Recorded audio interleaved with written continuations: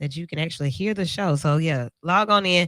Let us know where you're watching from, what's going on with you. So in the building tonight, y'all, the Flourish is here. Everybody put your hands together for it. The Flourish. Like literally put your hands together for the Flourish. Because for some reason I can't hear the music beds. Guys, welcome to the show. Thanks for having us. Yes, thanks for having us, D. Indeed. Indeed. So the city of Birmingham has been hearing about you guys for a long time, and I'm quite sure all around the world by now people have been hearing about the Flourish. So I'm just so happy that you all are in studio with us tonight. Give us a little bit about what the Flourish is first. What is the Flourish? Um, Arts education nonprofit. We've been rocking in Birmingham since 2019. Jamon and I have known each other since undergrad at the University of Alabama. Roll Tide. Roll Shout Tide. out to the boys in the playoff. Yeah, yeah. Back then in college, we would stay up 4 o'clock in the morning, listen to J. Cole, writing raps and poetry, talking about how we're gonna come back and make better days for the youth and for the world if possible.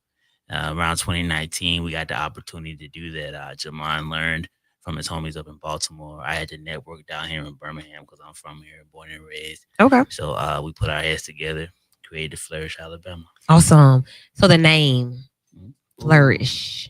So the name comes from so when we were in college, I was getting my master's and I didn't want to write a paper.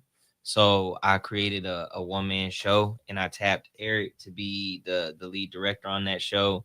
And it was called Black Enough. Hmm. And it was talking about how black people like were infinitely possible beings. And I still had to write a paper and I was upset. I was upset. So I just built this theory called the Flourish. And that was the theory that black people are infinitely possible. I've been Hmm. working with students in Northport, Alabama, and I was asking them like, what does it mean to be black? And all of their answers were negative. Like they associated their blackness with negative things. And I was like, what if we associate the blackness with all of the resilience and the awesomeness and the possibility of black folk? And so the theory of the Flourish was born.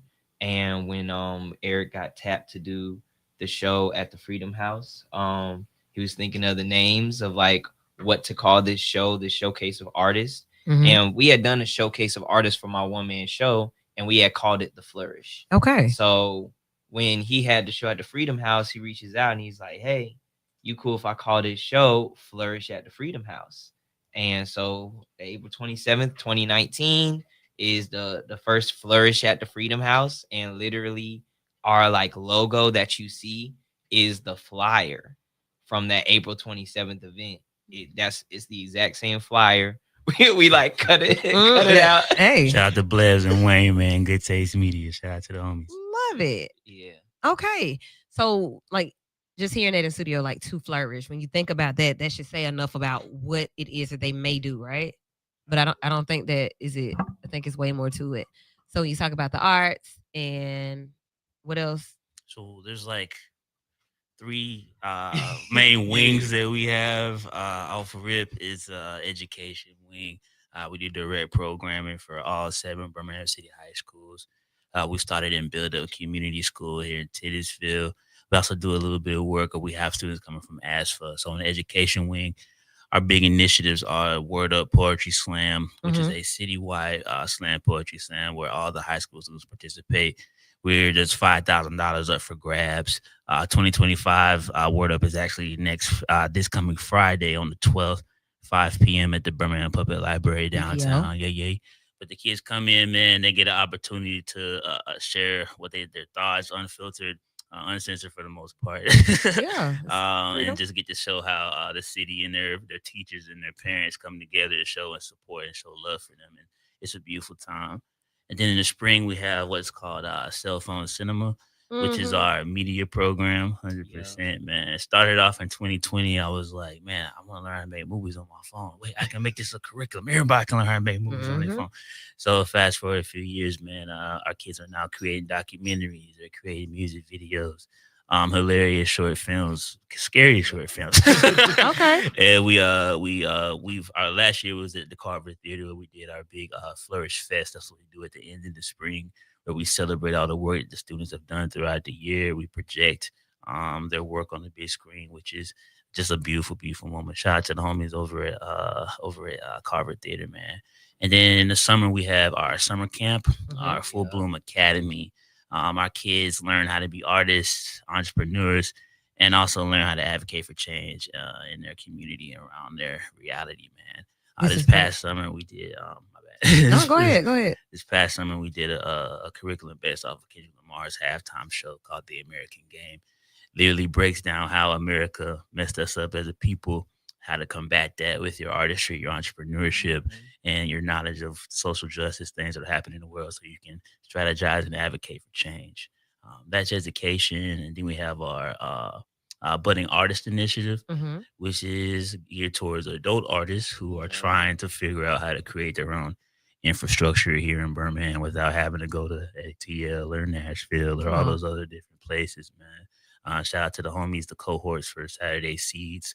We bring in professionals from the industry to come and talk to these adults, man. And at the end, we put a showcase together for them so they can put everything they've learned into practice. And then the end, our big dream that Jamon has been in the forefront, visionary for this is the Black Arts District here in Birmingham. Why we don't have one already is another story. But Jamon was like, "Yo, they got one up in Baltimore. It's crazy. Birmingham doesn't have one. Y'all want to do it?" We said, "Hell yeah, man! Wow, Mm-hmm. but we gonna make Mm-hmm. it happen." So Jamon's been doing a lot of great work on the Inslee documentary that's been put in the works. He's been making waves with that. Those are our three main initiatives that we do at the Flourish. But we also just want to be. We do events. We have a rental space down in Inslee called the Greenhouse. Opening up our own studio in January. Taking that block over. Honestly, it's coming together so beautifully. That's my hood. I love to hear it. The Respect. flourish. So all of that, and you're not even reading a notebook. Like you all know what you do. This is what Yeah. we do. This is who we are, right? All day. So that Yeah. is what the flourish is. That's what the flourish is, right? Yeah. Who are you? Like the individuals that make up the flourish. Oh man. Okay, so hey guys. Hi. My Hi. name's Jamon and I'm from Kansas. So a little bit about me. Born in Rochester, New York, raised in Kansas. My dad's 6'2". I thought my whole life I was gonna be 6'3". Go to Syracuse University, play basketball for Jim Boeheim. Okay. And my senior year of high school, I was still 5'10". And I ended up doing speech and debate at Hutchinson Community College.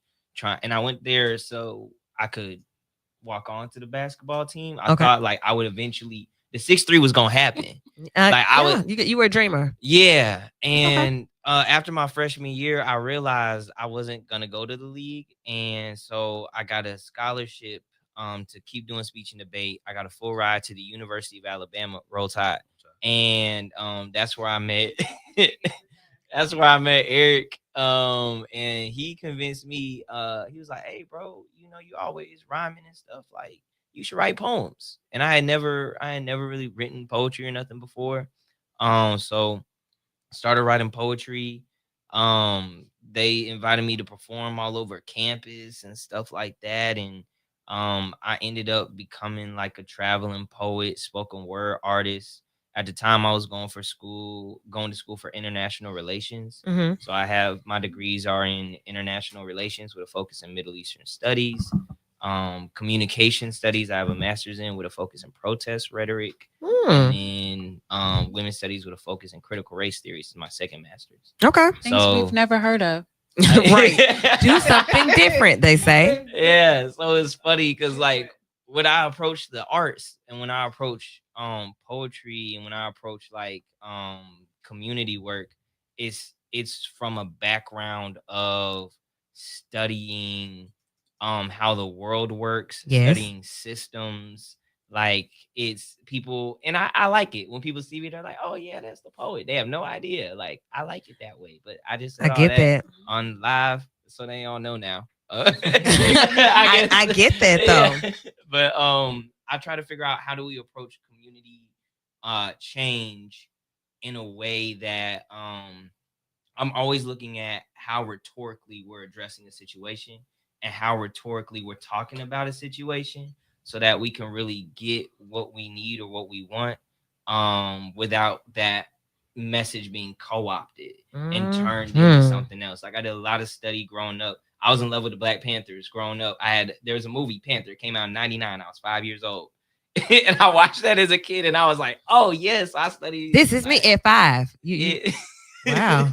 Deep little guy. Yeah.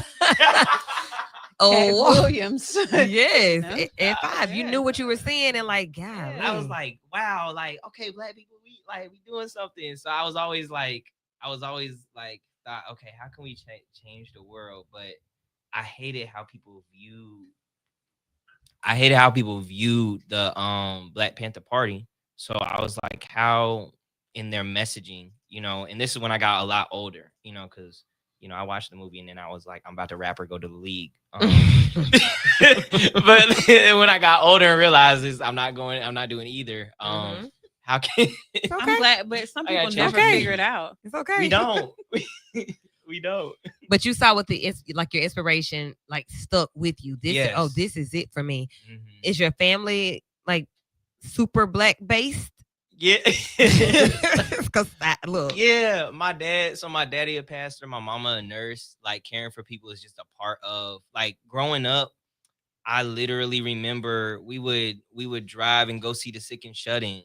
Like I remember Me doing that. Like too. it was just a part of my life was like you had to care for others. Like you just had to do it. So that's how I think now. And it's funny because like being in Birmingham, I'm not from here. Like I'm not from here. And everything's a new experience for me. But people are always like, "Oh man, you're so nice," or like, "You're so like," and I'm just like, "That's just how I That's grew who- up." that's how we're this supposed is to be. part of my life was caring for other people and listening to what other people have to say, and like just really, learning how to show up for people, even if nobody else sees that, because we had to do that every week. Every week we was You gotta visiting show up for the somebody, people. Yeah. visiting, praying for folks. That was just my life. All right. Very interesting. That's inspiring. Eric, Yo, yo. you're from Birmingham. Yes, ma'am. So tell me a little bit about your Birmingham experience, who you come from, what street. Yeah. I grew up on Inner Ridge was our main house. Went to Tuggle Elementary. Okay. Down there. Actually learned years later that my great grandmother also attended Tuggle Elementary. Learned that at her funeral. R.I.P. But yeah, my family roots run deep down here, man. Around the corner from Dynamite Hill, all that different type of stuff. Mm-hmm. Graduated from 5th grade, ended up way on the east side. Ended up going to Jefferson County School, went to Penson Valley High. Okay. Well, you went all the way to the other. 100%. Okay. 1,000%, man. Theater kid, 100%. Choir, all that different type of stuff. I'm a huge nerd. Used to love reading back then, but performance and art and being creative just in my blood. My family's listening. Shout out to y'all, man. I love y'all so much. After that, yeah, doing theater, trying to rap, started doing poetry. Shout out to my OGs, Real Life Poets Incorporated, John Paul Taylor, my boy Patrick Johnson. They took me under their wing when I was 16. I wasn't even supposed to be in the worktock. I was just supposed to film it. 100%. I was just supposed to film it. Yeah. They tough, man. But ended up writing a poem that day, met them that weekend, and it literally changed my life. The rest was history. You know what I'm saying? So moved to Tuscaloosa for college, majored in theater, minor in creative writing. Again, met Jamon. A lot of the work we did was on the speech and debate team. Shout out to Reese Pfeiffer. But that's where we pay for school. You know what I'm saying? They pay for our full tuition, speech and debate. But that's where I really cut my teeth as a performer, as a orator, and learn how to research and edit and all the different types of things. It wasn't really until my bad. It wasn't really until I moved to New York after graduation that I really learned how to like work with people and for people in a community like that. Shout out to City Year New York. That was my first job with a nonprofit working at a school in Queens. PS 112 Dutch Kills. Okay. Every morning, 4:00, catching the train to Grand Central, catching the 7 to the end, walking about 10 blocks to my school, man. But doing small groups, teaching, doing after school care, all that different type of stuff while living and working in New York City, trying to figure out how to be an artist as well. Me and Jamal kind of went backwards. He was rapping, then I told him to do poetry. I was doing poetry, but I was always too afraid to rap. I had showed my parents my first verse I ever wrote when I was in 7th grade. They laughed at me so bad that I didn't rap again until I got Aw. to New York. But once I did, I was in the birthplace of hip hop, so I was Yeah, like, you got to do it. forget it, man. Let's go for it. So I started doing that. Spent so many nights at New York open mic, man, going running around on the train, just stayed up all night, just trying to catch a vibe, man, trying to find my people up there. But the last New York is a different beast, way too fast for me. Came on back down home, man. That's when I ran back into Jamon in Tuscaloosa. He was doing great work down there. So we started traveling around doing poetry slams, still making music and stuff like that as well. Unlike Jamon, I don't have 2 masters, so That's a lot of work, Jamon. when we put in for this nonprofit thing, like, I really didn't know what I was gonna do. Like, I was like, man, I want to go to Atlanta, try to do films. I need to go try to knock on Tyler Perry door. You know what I'm saying? got Make it. something happen. Like, Mhm. but Jamon, he had an idea, but he had a plan. Okay. And over these last 6, 7 years, I've built up this skill set, man. So now I've been able to do artistication work across the city of Birmingham. Especially shout out to Arts Collab. Shout out to all the homies I've been working with over the last few years.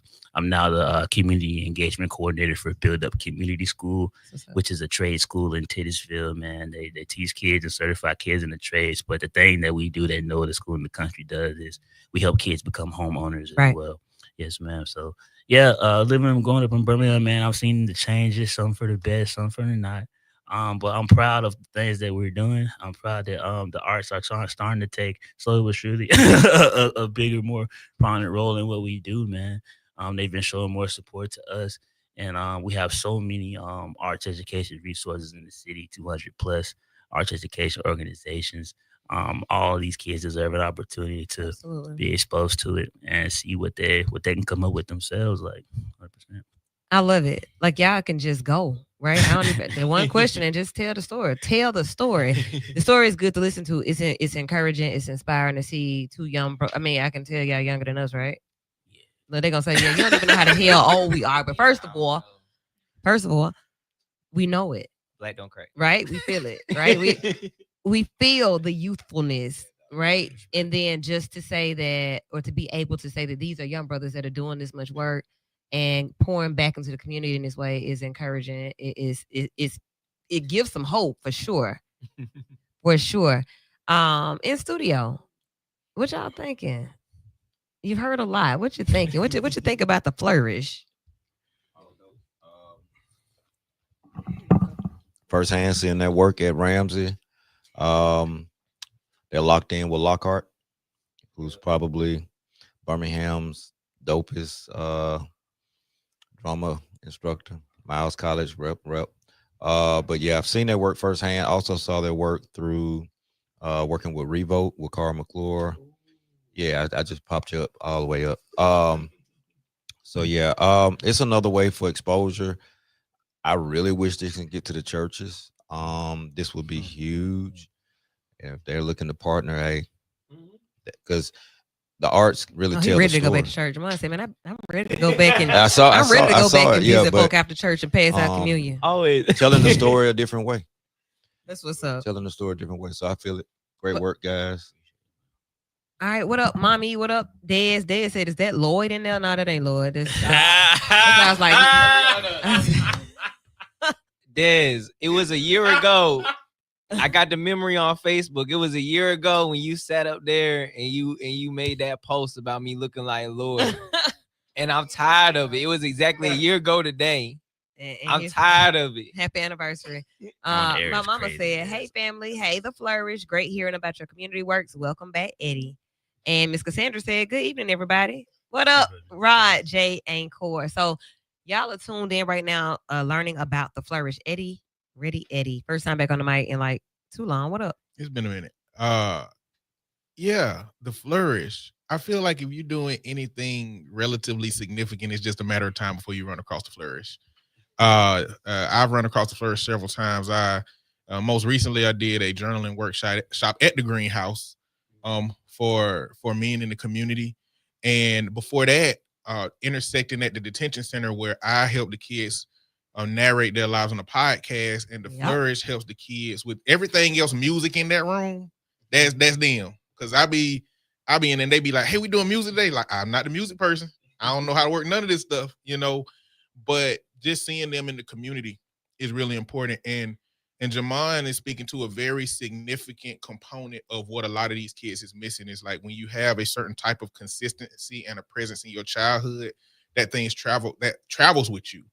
And it's really hard for that not to be how you give back to the community, because some of those kids need that voice, need um that eye on them, and that voice that people give them, that we might have had that as a child, sometimes, or we had that community as a child, and like seeing those kids without those communities, it's good to see from my end what the Flourish has contributed to the youth.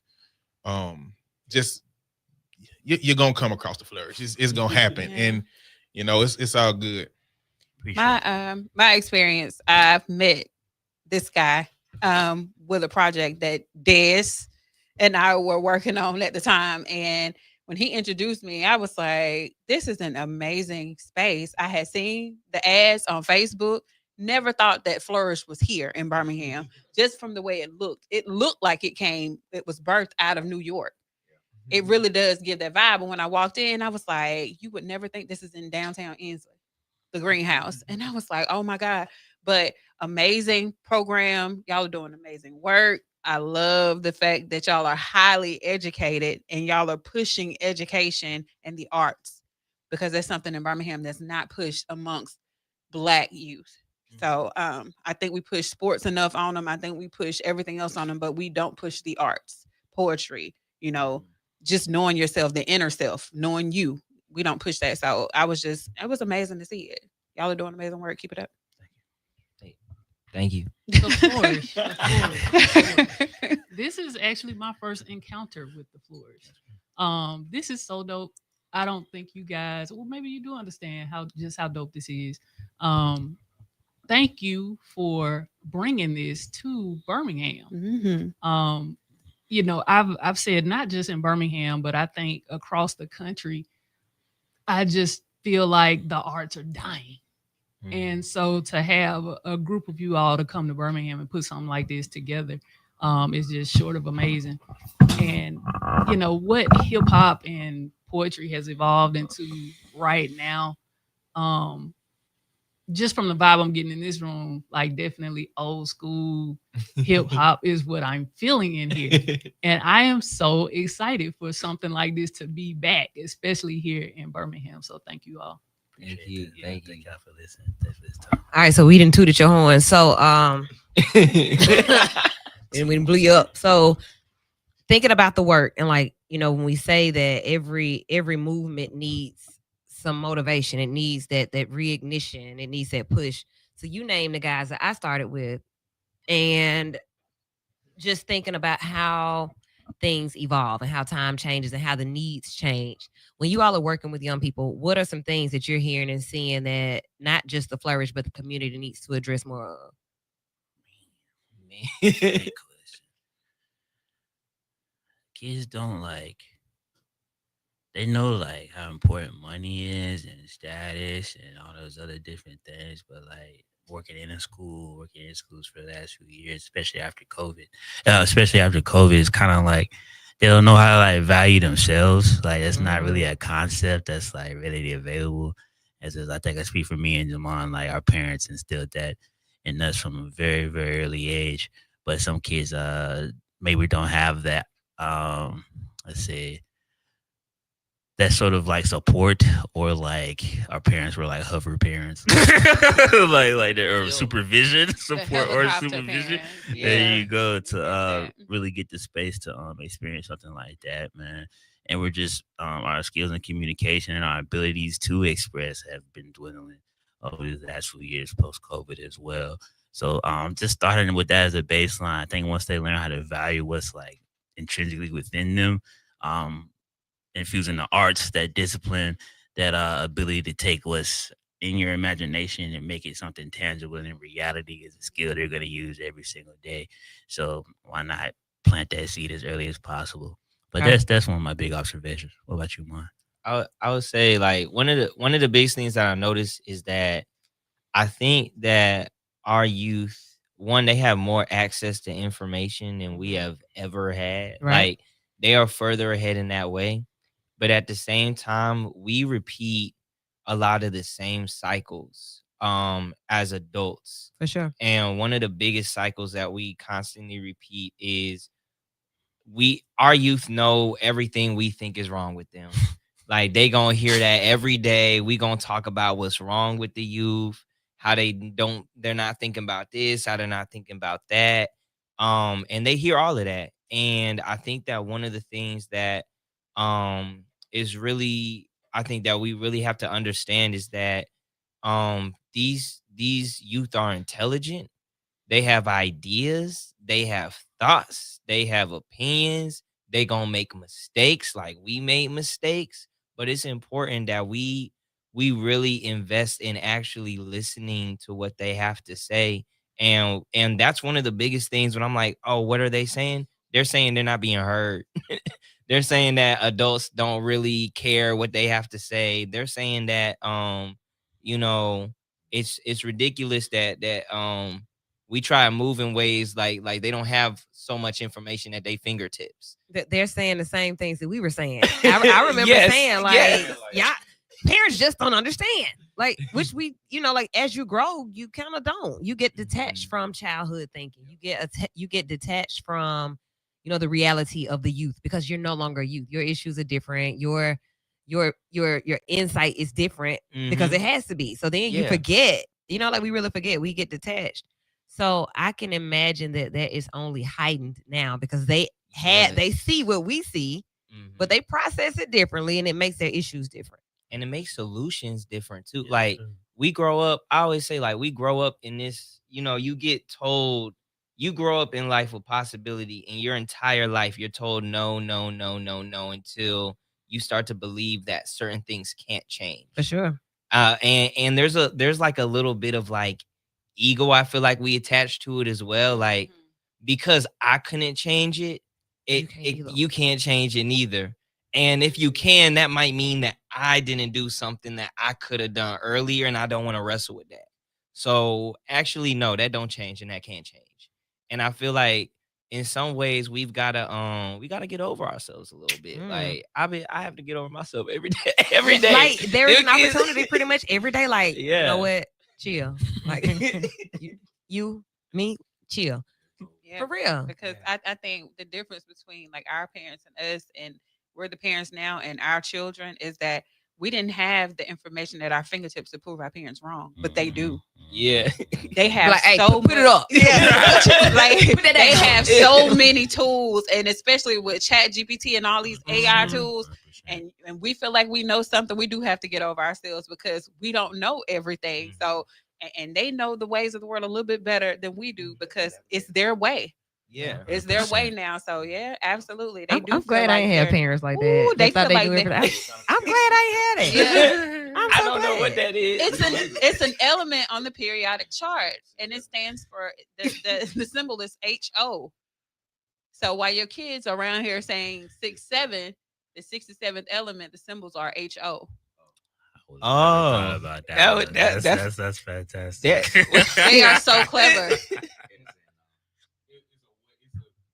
It's a far different weird origin than that.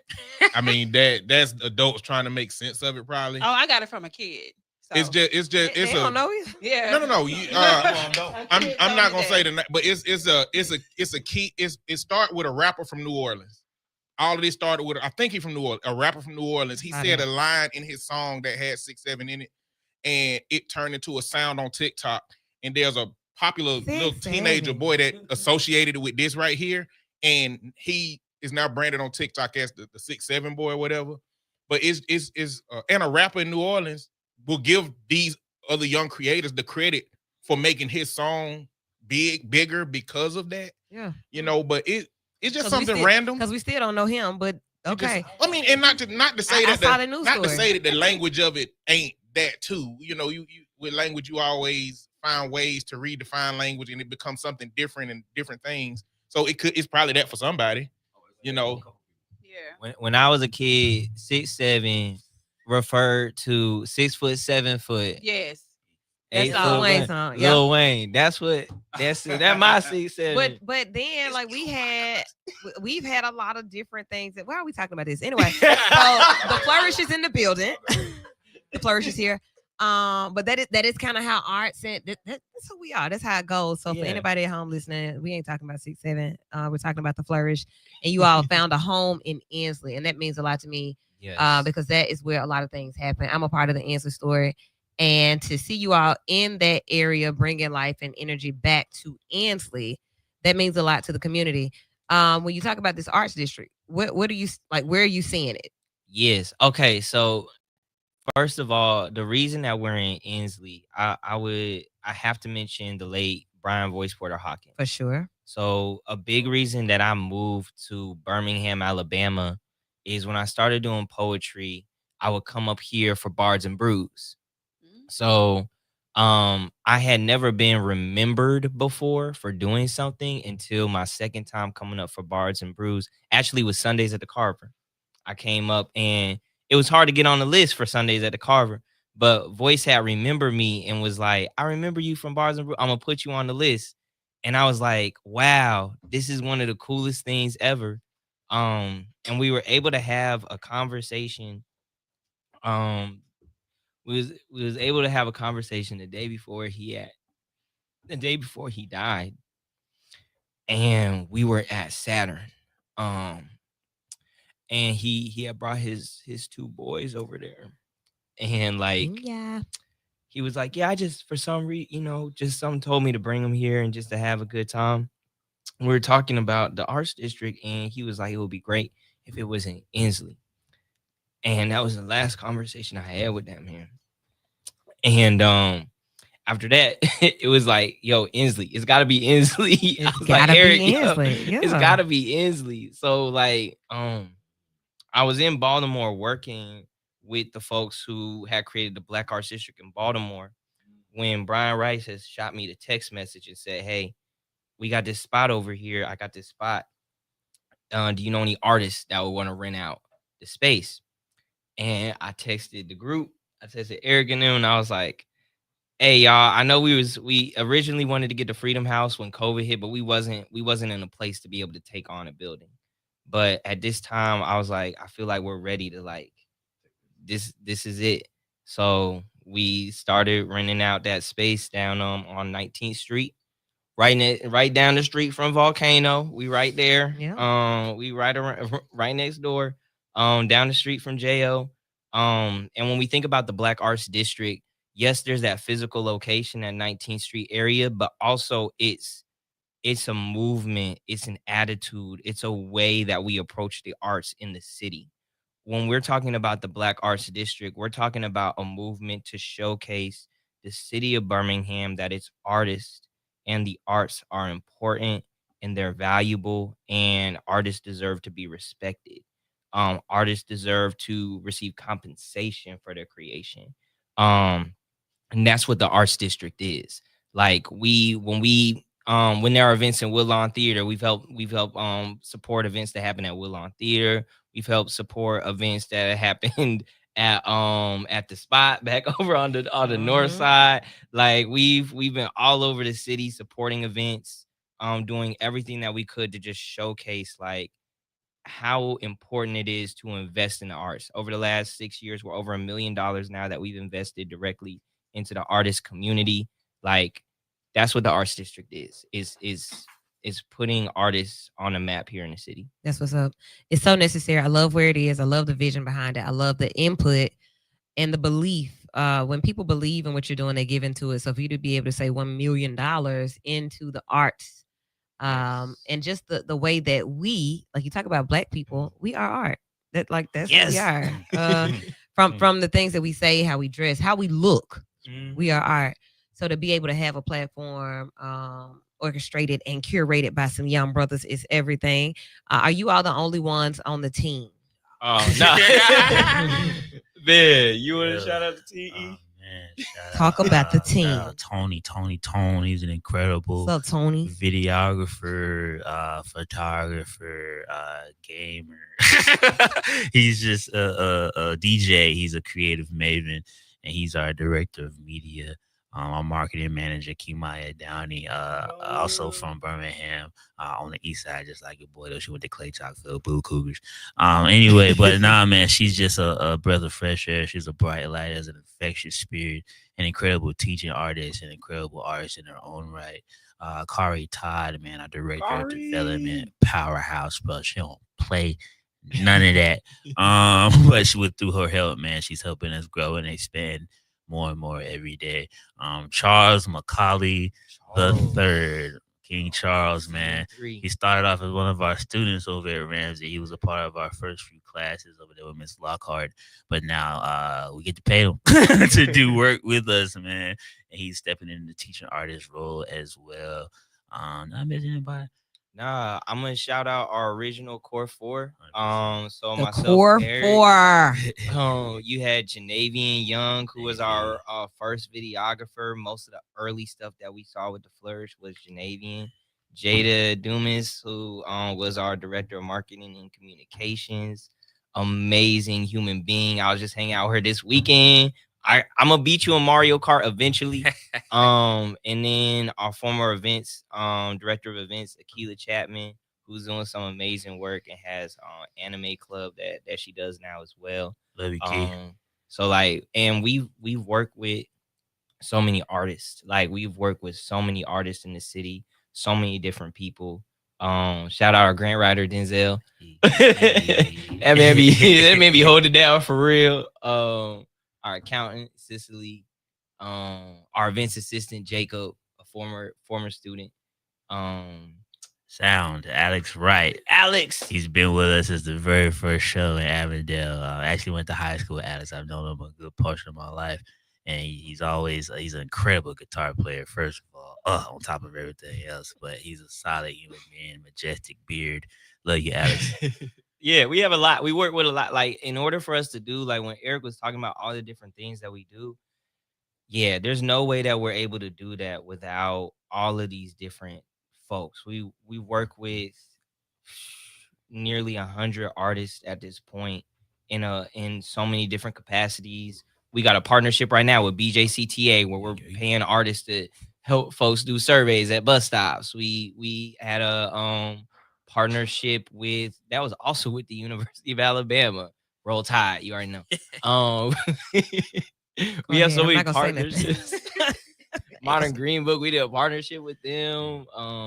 Just so many. Birmingham Public Library, Alabama Values, like Renew Birmingham. It's a community. Like really, when people look at the work that the Flourish is doing, it is a reflection of the artist community. It is not just myself and Eric. It is all of these artists that you see working throughout the city. Like it's not just us. 100%. That's what's up, and that's what makes it vital. That's why you are here. For so many years, like we've been talking about and hearing about the Flourish, and a big part of what my role is to connect generations. Like I've always been right in the middle of both generations. Now I'm in the middle of 3 generations, so maybe even 4. Like smack dab in the middle of like you look at 80-year-olds and 70-year-olds, boom. Then you got 60s and 50s, then you got me right in the middle. Then you got 30s and 20s, then you got teens. I'm smack dab in the middle, and that's always my position. So for as much as I can, we shall always bridge the gap. Got a light of my core 4, our vital people here. We are very much involved in bridging the gap, and I think the Flourish is a great way to bridge it.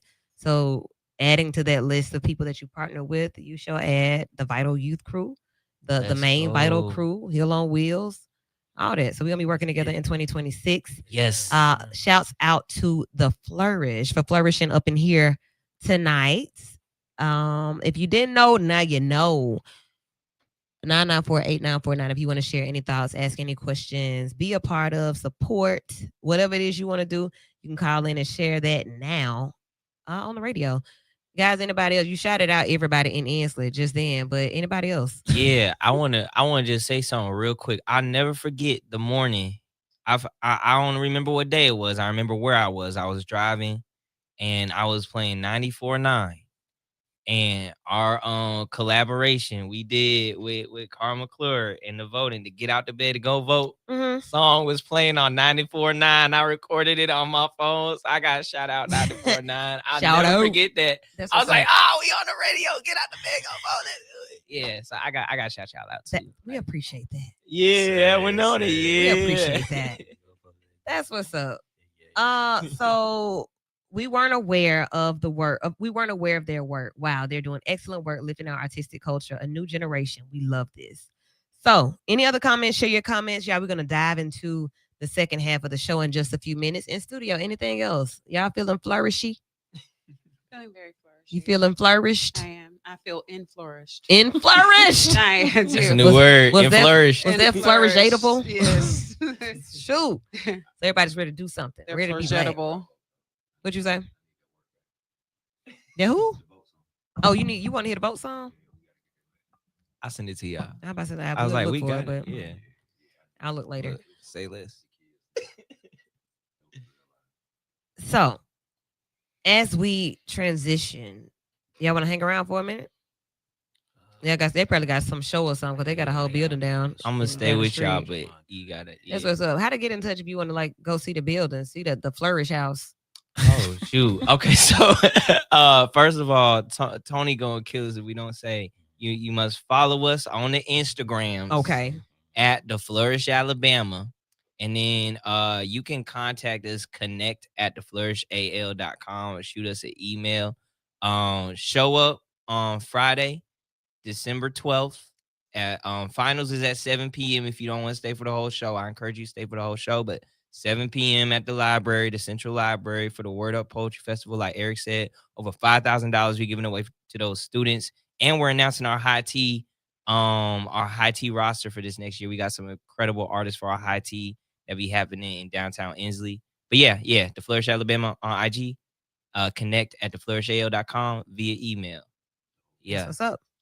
All right. Peace. You don't even want to go.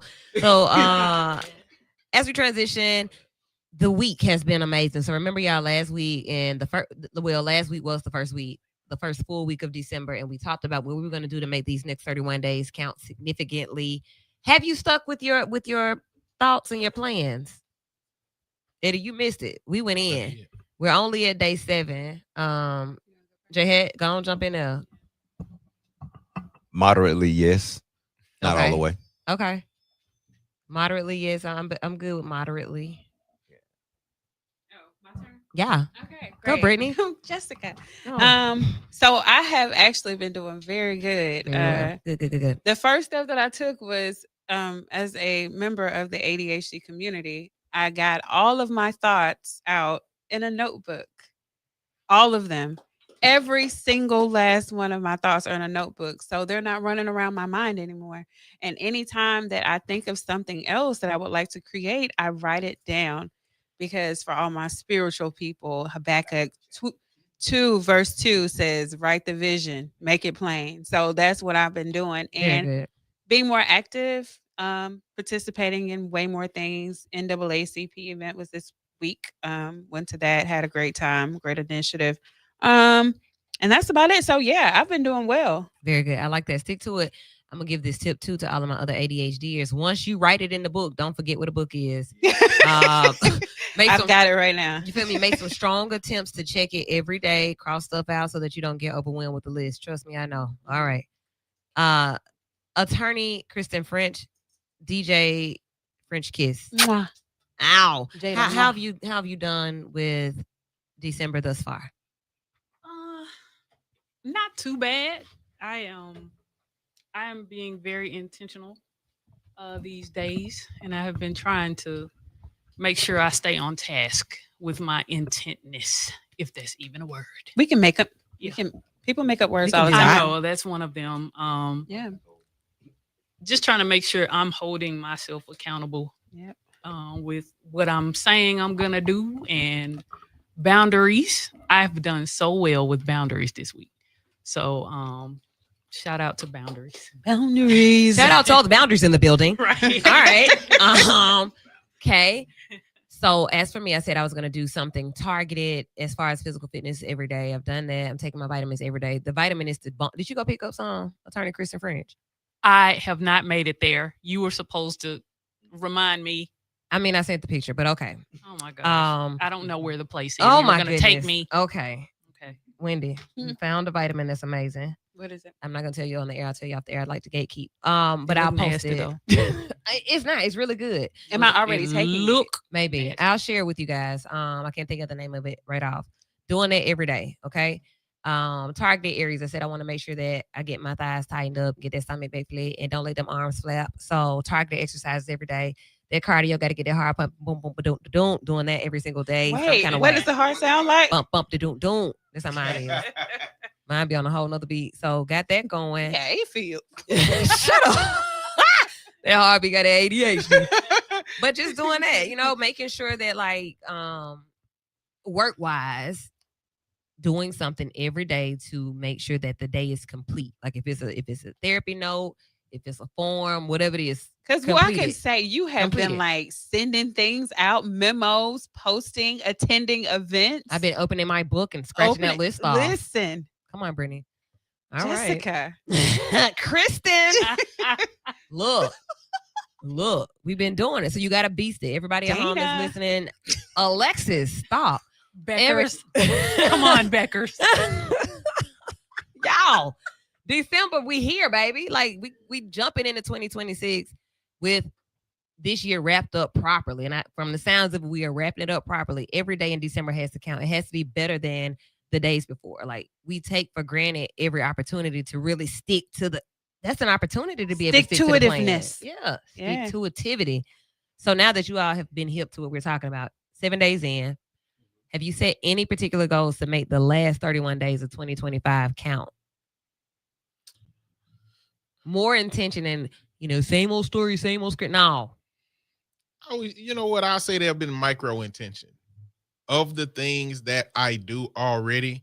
How can I do it more effectively, more efficiently? Okay. I don't know that I have the space to add new things, but I do have the space to add new intentions. Yeah. And so that is something that I'm doing just in preparation for 2026 of the objectives that I want to meet for some of the business aspirations that I have and how to optimize my business, therapy included, candle making included, the other stuff that I'm doing.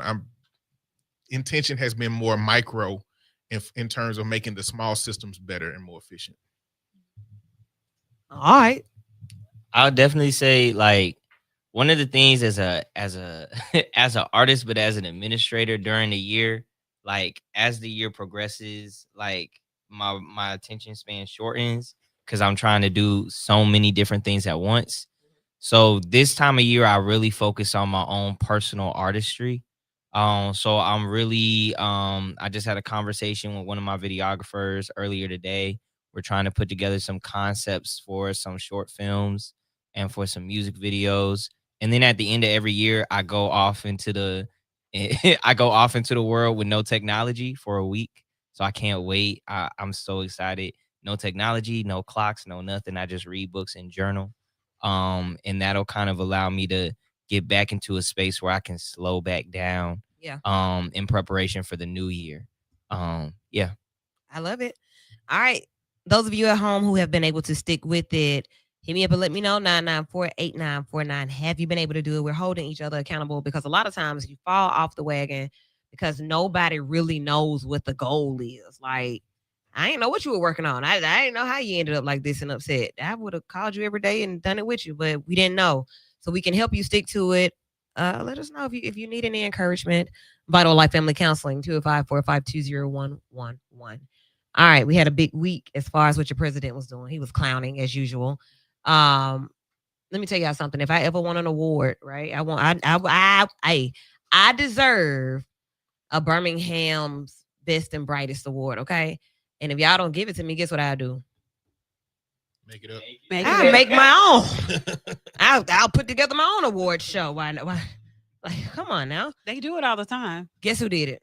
I'm not gonna guess who did it, but I'm just telling you, they do it all the time in the Every city. day. I see award shows and I'm like, What is that?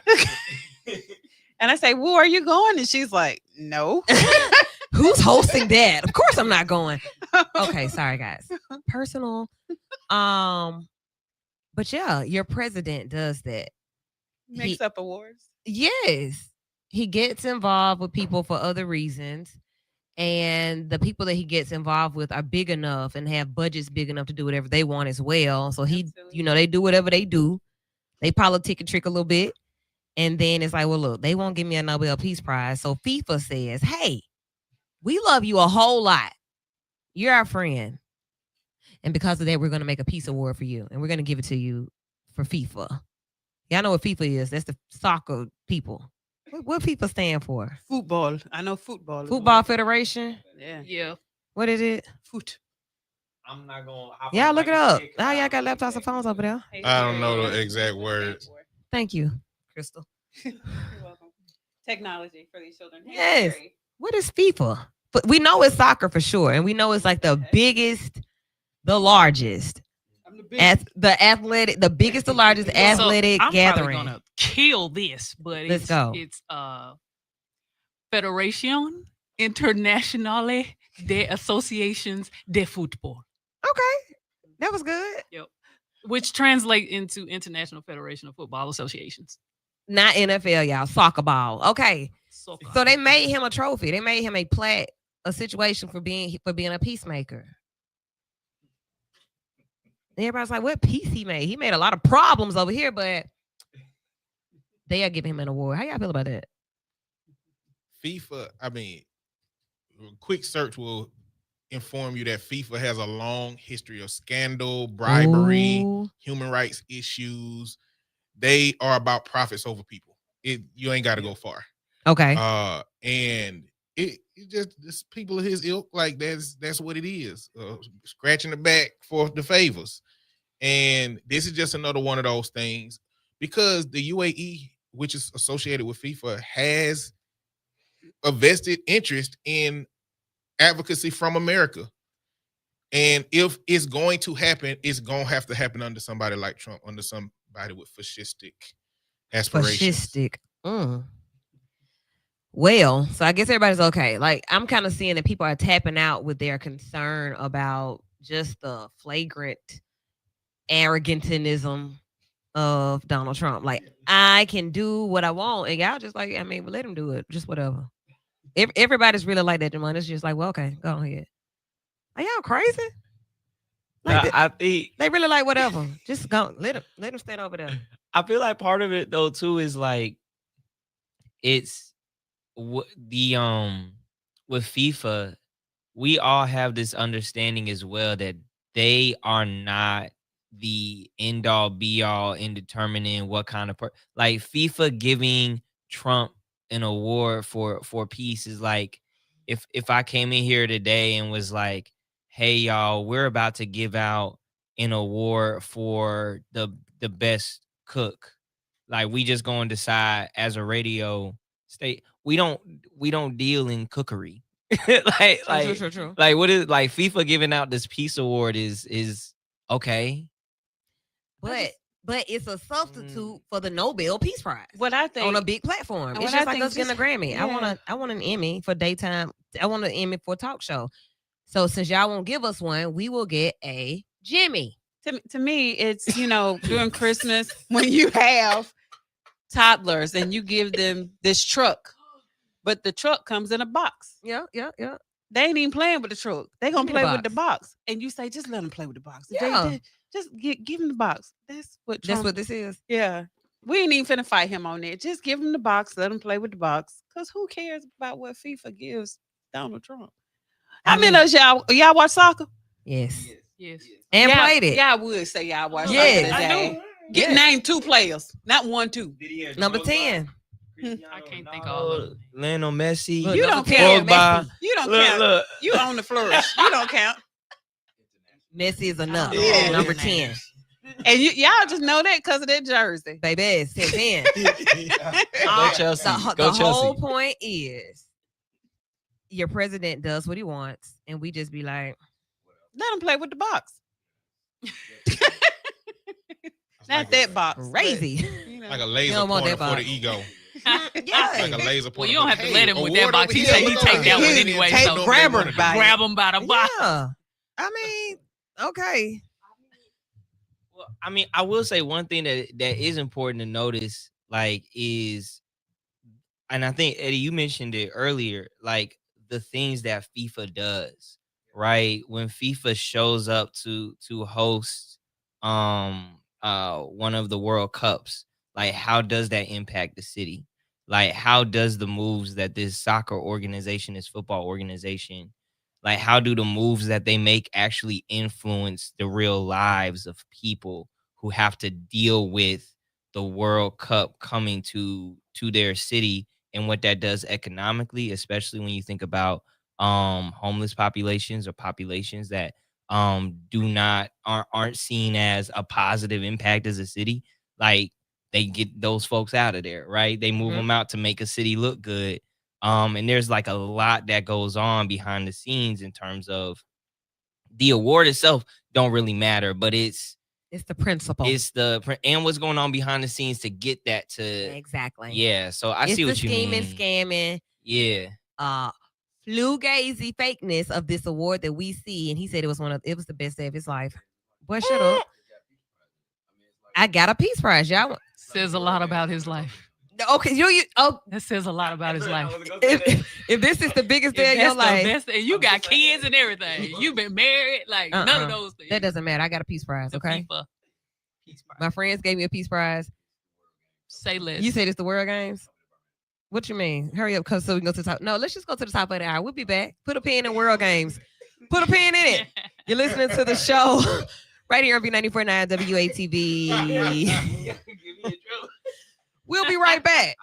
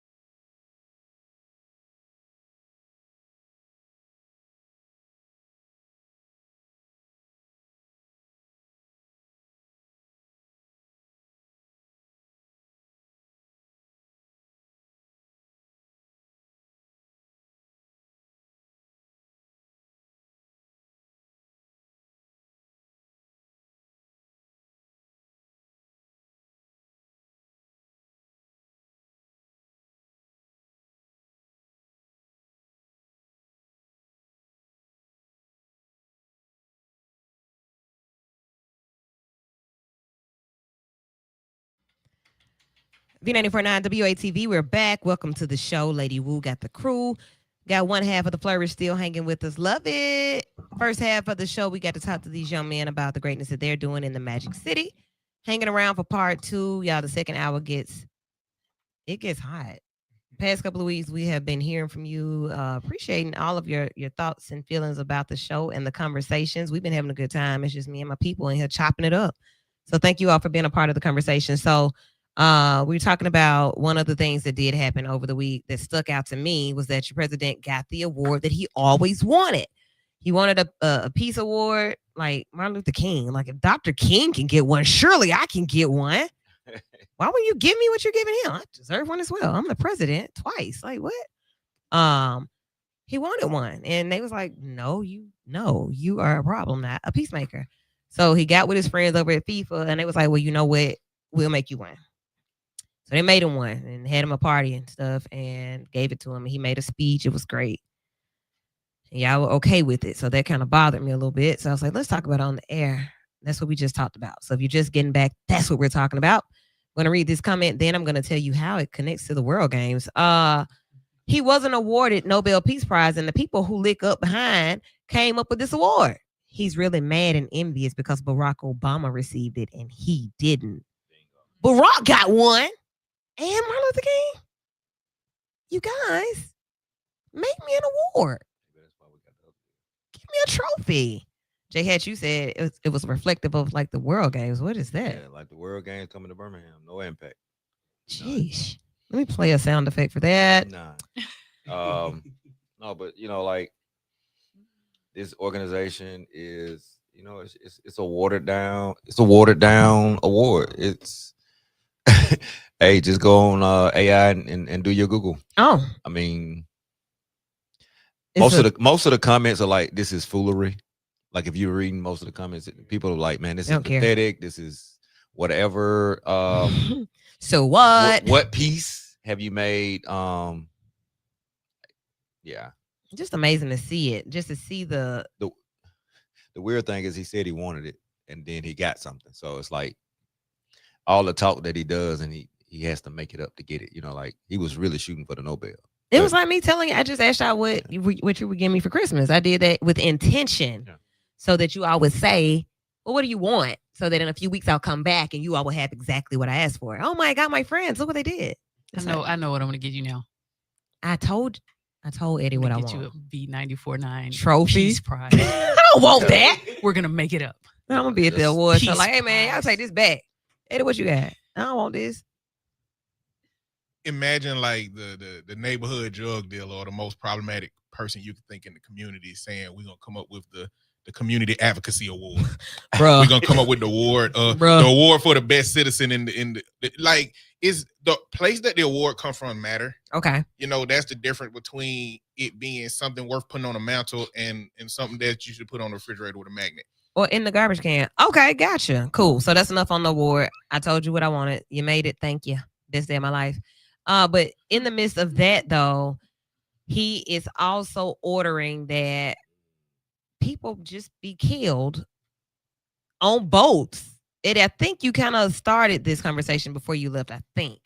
But since time has progressed, about 22 airstrikes have been made in the water. Like, we ain't kill them good enough. One of them, we ain't kill them good enough the first time. So guess what? We're going to go back and do it again. What? Can anybody bring any perspective to this? Like, I need you all to make it sound very political because it's got to be some politics behind it. Well, I mean, the only thing I can say is that the Trump administration, when something starts, is a very small piece to something that's about to be bigger and escalate. Right. Because to connect another situation, we can look at the statement about the Somalians eating the cats and the dogs. Mm-hmm. Now look what's happening. Now they can't come the over here president at all. was set for people to already have a sentiment about a group of people. Right. The same thing is happening with Venezuela with no evidence, no credible evidence. They're just saying these boats are trying to bring drugs into America. And they are acting off of that. Now, it's illegal regardless. You can't just say we got information that somebody got drugs on this boat and you shoot a missile to the boat. This is why we do recon. This is why we have military departments that actually go and gather the information to do so. Mm-hmm. So that's the lie. But what is the small morsel that they giving you that's going to turn into something else? Because just recently in one of his most recent interviews, he talked about we about to invade Venezuela on the ground. What is that for? Is it to topple another regime? Do they have some kind of natural resource? All of that, more than likely, because every time it's always more. Jump in. It's personal. Is it personal gain? Is it? Yeah. It's so one of the big things about Venezuela is oil. Like that's one of the biggest things about Venezuela. And you look historically at how the United States interacts with Central and South America. And if you remember the term where we've all heard the term now, banana republic, but the idea was that there were cash crops and a lot of economic resources that existed within Central and South America. So they would put in proxy governments of folks who were going to give good deals to the United States government. And at that time we were running under the guise of democracy, right? And like it's like, well, we gotta create democracy in South America, and we now have another, once again, you can trace this. Like you can look at historically those banana republics. You can look at the then when we get to the war in the Middle East and like the claims, and that happens with the war on drugs too, like America just creating claims as an excuse to dehumanize. Then you look at the use of airstrikes now, which became very popular under our favorite president, Barack Obama. That man was doing them airstrikes, and made that a normal thing where you could hear on the news, oh yeah, it's an airstrike, and we didn't think about the humans that are tied to it, right? And now we are in a America just keeps continuing to learn how to utilize that rhetoric for its best interest. So they're combining the rhetoric of strikes, combining the rhetoric of dangerous, illegals, drugs, aliens, please, building all of these, and they're creating this nice little mocktail to get the oil they need, right? To get the resources that they need at the end of the day. All right. I like the breakdown. So everything is about not us. So like, this not even about you, okay? This is about what I want and how I'm going to get it and how the people that support me will benefit. We actually have had this conversation before about natural resources, and that's what anything you've heard about in the media over time in the past, it's always been about natural resources. It's never going to be about anything else. Who has control? Because a natural resource is a source of income for whoever has control over it. So it really just boils down to money and power. Yeah. Money, power, resources. That's the key to life. Always the same thing, ain't it? And the natural evolution of unchecked capitalism is going to be imperialism. Because when you run out of resources over here, you got to go get resources from somewhere else. And you don't knock on the door and be like, hey, y'all got some resources? Can I borrow some sugar? No. That's how you That's what it was. You kick in the door with whatever you got and you get ready to take it. Or if you want to do it more covertly, then you train some people to go in and infiltrate and impact those systems. And this is what we're seeing when we're talking about all the cobalt around the world that's going in our phones. When we're talking about all of the oil that they try, like, it's always, that's just the natural evolution in late stage capitalism. This is where we at. Apply pressure. All right, so we are sitting at the dock of the bay, dangling our feet. Otis. Red. Sitting, I'm just because I was trying to say, the pictures, everybody sitting at on the top of the building watching America burn down. So I just feel we kind of sitting on the dock of the bay at this point, watching all these things happen. Watching the tide roll. Just watching it roll. Not like Alabama, the university, no. But they did roll away. We in the playoff. They rolled away. They rolled away yesterday. But listen, I heard someone make the statement that if you beat somebody that many times, they're going to get mad enough. No, they're going to get mad enough and want to win that much, that hard. Because they were playing like somebody from the country. Them boys looked like they were big and they were running. They were ready. They were weight room ready. It was a weight room game. They were fighting for their lives out there. If they would have lost yesterday, it just would have been over for them. Roll Tide. And they put us on the easy side of the bracket. Come on now. I mean, you love there, and you said like you still tied to it. Let's just get off subject again. Nobody in this room took their medicine today. So look, you also teach at UA. So you got actually, I got a few of my students are on the team. So okay, I'll let you go then. Yeah. What you teach? Intro to African American Studies. Yes. He's introducing the blackness. We learned how to play spades in my class. It's one of my favorite parts. The last 2 weeks we learned how to play spades. That's good. And you have to play Sounds of Blackness for them because Oh yeah. Oh wow. You have to. As long as you keep. Yes. Yo, head to the sky. Okay. Let's get back on track. Optimistic. Let's get back on target. All right, thanks. So Black Power. So let's go back to Kerry. What up, my boy? Kerry said, I think he said the Haitians that's what were eating the cats and the dogs. So the Haitians that's what he said, Kerry. Black. The Haitians are eating the cats and the dogs. The Somalians doing what? What they doing? Just Black being black. Yeah. They running. They be running. in the marathon. Yeah. Christy. And so I don't want them in the marathons. Like, just Get out of here. They playing Scram. soccer. They playing soccer. FIFA. Look at how FIFA. the connections are made. Everything is connected. He trying to, cause Trump. I'm telling you, when y'all find out that Trump is a black man caught in a white man's body, Ugh. y'all gonna be Like, that's why he's so angry, like J. Edgar Hoover. yeah. Yeah. Everybody been, so we've been reading and watching and falling down the tunnels. So you feel like he is angry that he's not colored. I don't think he's angry that he's not colored. I really feel like in his mind he is, and he can. Act Oh. like, I really feel like No, yeah, this he is hung out with all of them. He protested. He gave Jesse a whole something on Wall Street so he could do what he wanted to do with it. And he's done. He feels as if he's done a lot for black people. He really does. Sounds like mental illness to me. very neurodivergent. Oh, But big- something is wrong extremely. there. It has I mean, they nothing gonna to do figure out with it's probably color. dementia. You never know, but it's something. That too. do what? His own didn't accept him, so he came over here, and then we rejected him. Now he's back over there. You don't think so? We're here in the middle. I mean, he got his own. He got a whole base, and they just radical with it. It's Tea Party 2.0. How long do we have of this? Oh, we got a whole nother 3. Whole another 3 years, and then we may not have to vote again. Listen, and- the way he fall asleep in meetings, I just don't know if he gonna make it all 3 years. He biting 2.5. All right. Now, when they don't He- need to be he asking can't if even he stay can awake. run another term. They should be asking his physician. This boy about to go. Talking to the world. They need to talk to his doctor. The same thing happened to All our these previous MRIs, president. and he don't even know what they doing. Man, Man, I don't know what MRIs all don't they know. scan, but they All right. So let's look at some things, y'all. He also called CNN's Caitlin Collins as stupid and nasty. He called a lady stupid and nasty. But imagine somebody. Listen, let's see. Trump attacks CNN's Caitlin Collins as stupid and nasty for questioning his new ballroom plans. And I mean, just that alone. So this is what you need to know. Donald Trump called her that after she. Well, he also misspelled. Wait a minute. This is a lie.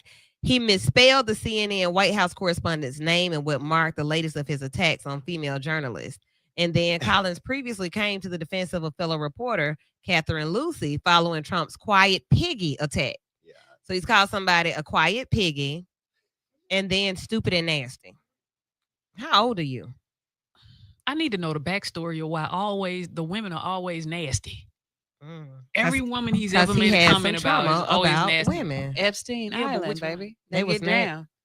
We get down, I thought baby. them was We kids. Get down. They- the girls, they love us. Kids. Caitlin Collins became the latest target in Donald Trump's streak of lashing out at female reporters when the president called her stupid and nasty for inquiring about the cost of his sprawling White House ballroom project. Trump, age 79, kicked off a Truth Social post shared on Saturday, that was yesterday, with an attack on the 33-year-old journalist who is CNN's chief White House correspondent and host of The Source with Caitlin Collins. He He's manic. seemingly targeted Collins, whose name he spelled incorrectly in the post, because she's inquired about the controversial project, though it is unclear when the interaction occurred. Caitlin Collins of fake news CNN, always stupid and nasty, asked me why the new ballroom was costing more money than originally thought 1 year ago. The president wrote on Truth Social. I said because it is going to be double the size and the quality of finishes and interiors has been brought to the highest level. Also, the column span has been substantially increased for purposes of viewing. Trump went on to claim that the multi-million-dollar renovation is under budget and ahead of schedule, despite reports that state the opposite. Initially estimated at $200 million, the project is now expected to cost about $300 million, per Trump, who said in October that the entire amount is being paid by donors, including himself. He said, "It is actually under budget and ahead of schedule, as my jobs always are." That's what he said.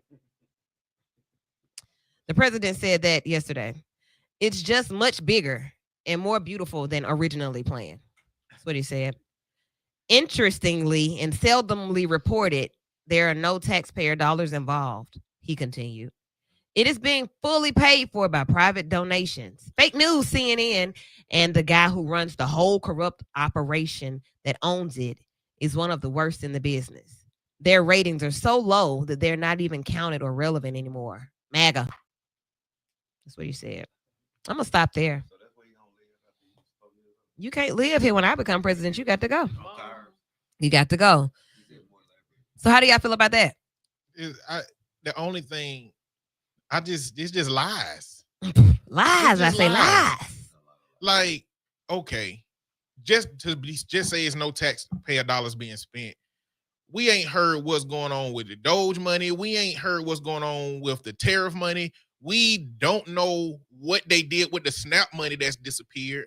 They haven't talked about any of that money going back to do anything for the people. And every time a question about money they spending comes up, they avoid the question and just tell lies about how the taxpayer. I need to see the taxpayer dollars being spent on me to believe that it's not being spent on something nefarious, which the government has always spent money nefariously in ways outside of the interest of the people.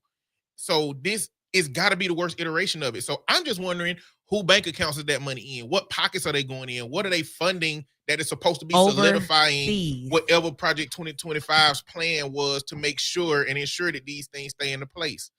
How much of it's going to the UAE? What's happening with the money? The money is going the same place it's been going for centuries, ages. War, airstrikes. That's what they're. But that's so wasteful. It is so wasteful, and that's why we're in so much debt. Because that's where the money goes. That's how they spend it. I would think some of it is going there, but then I would think that like I need to benefit and I need my grandchildren to benefit. I need you got to get some money because you helped me get in. I owe you some. I got to give you some. You get like $100 million. Like I got to give you some. Got to buy you a yacht. Got to get you that building that you asked for over there in the Black community in one of those. Did you say you want it in like a what they call them, opportunity zone? I'm gonna buy you an opportunity zone. So like that's what I say. If you scale local government and the corruption that goes on in local government, where you don't know where the funds go in local government, just scale it on a larger scale. It's the same thing. It's just corruption. Like where they all of a sudden figured out where the money was going with the Waterworks board. We already knew that. But on a larger, where did it go? It got in people's pockets. In a pipe. In people's pockets. So on a larger scale, sewage government funds, the taxpayers' dollars are going in people's pockets. And it's making the richer. Right. And funding whole families. Yes. Like for generations. Yeah. And they can lie, they lie. Like when you was talking about the lie, because they've been lying their whole lives. We're a corporation. Yeah. We're a business. The United States of America is a huge business. Of course, and I'm not lying about anything. We're incorporated. So the people that own the business, that own the land, that own everything, their pockets are being lined, and we think it's government. All right. Government is really just an illusion. Diddy benefits from the government. He has benefited from the government. Trump acting like. Oh, Trump is acting like Diddy. He's killing the economy and making us pay for our own funeral. He just lying. That's just like, what you mean? That ain't what happened. So, big question. Who has seen the latest Diddy doc put out by the rapper 50 Cent? Shout out to 50 Cent. 50. Yo. 50, now, we need you on 94.9. He's probably tuned in. Probably tuned in. Don't call in, babe. Shoot a text. Right. Hey. So, if you know me, you know I don't watch a lot of TV, but if it's something good, it's something for the culture, I'm going to watch it. And I'm sitting there watching it with my therapist eyes on. Eddie, I had my session notes book out. Oh, wow. I did. I said. How did that make you feel? Right, that's how.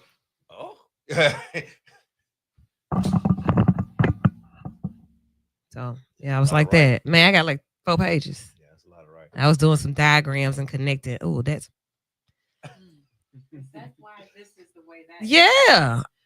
I said, oh, F 31.2, baby. What is this? So look, Puff Daddy, Sean Combs. There's a new documentary out for those of you who may not keep up. That the other rapper, 50 Cent, same one that has all these series and all these shows and stuff. 50 that's a gift of his. Clearly, like I not just a rapper. phenomenal producer, and the camera. So first of all, Sean Combs hired he hired a team to follow him around after his indictment. I want y'all to go with me. You know what I'm saying? We're going to get the footage of me on the phone, blowing on my attorney and going to ride my bike in New York traffic, about to get hit by the cars. I'm Diddy. I can ride my bike in the traffic. Tampering evidence. Like what? Speaking of witnesses, talking, hey, I'm going to need you to say something. Like, why is you getting all this recorded? And I'm recording it. I'm recording it. Hey, I'm not supposed to be talking to you right now. What is wrong? Yeah. Okay, Hey, so hey, you got people. the camera? Look. Yeah, I want to make this very clear for the people what we're talking about. This is how this documentary starts. What are we watching? How many rights Get in the mic. laws did he violate, Attorney Kristen French? Can Just you from please the tell us beginning. what he violated? All whichever ones you can think of. French. All along. I saw the ALLUM. documentary like, what? You hired so Eddie, you ain't watched it either, I'm not interested.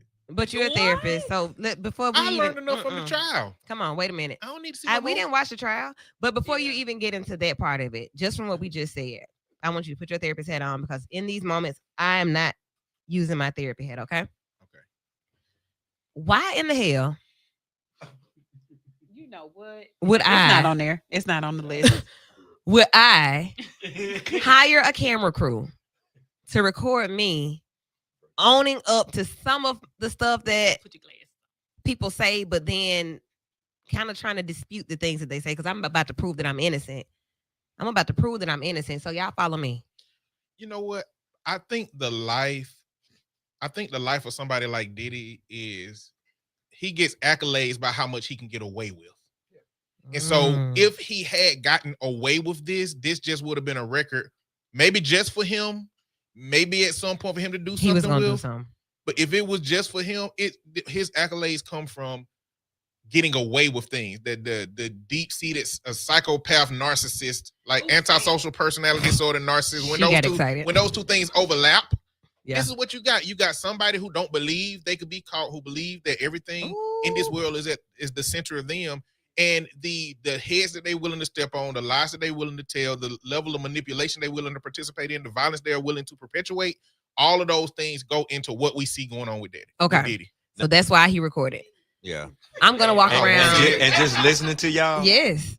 Listen to y'all watchers. Because you hadn't watched it. Yeah, it just slides the bigot picture right on in the middle of that. Okay. We ain't got no yet. Oh. So look. Hold tight, killer. Oh, what? We are in the first. We're in the opening. Okay, we're in the opening of the doc, and I'm on the phone, just like, going in about my guilt and how strong I am, and what I'm saying, man. Look, y'all need to win this. Okay, so that's the beginning. Everybody, just follow. Just stick with us, okay? Fast forward to people giving their accounts of like how it all started. So I want to ask y'all a question first. We're going to fast forward to destiny swapping. Y'all know you watch a documentary and then you get on Threads and everybody, this is destiny swapping. Y'all learn a new phrase. So they say that Diddy swapped destinies with everybody. And I'm like, yeah, Diddy really stole a life. Everything that he thought he wanted, he took it. Even people's lives. It's kind of what the documentary is giving. And it's like, now this is true. This is alleged. But then I'm like, this is footage. So I'm still stressed out from it. Okay. This is what bothers me. And I'm just saying, and this is what a lot of Have you stuff that watched it? happens. I've seen enough. Okay. And this is what bothers me about a lot of celebrities and things that we hear about in media, period. They'll give you the story. It'll be on the news. They'll tell you things. Years ago, we heard about how Diddy was this person. We heard about it. And then it disappears. This one It disappears in the media. And then we forget.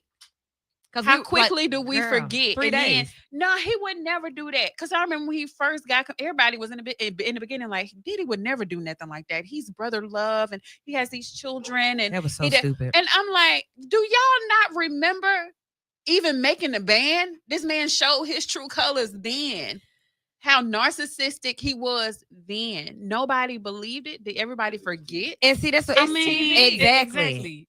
And that was early reality show too. So Yes. it's kind of like I Oh, don't look know. at this. I- He I made don't- them walk across. He But made them walk even- from ends to the basement to get some chicken. I thought it was for TV.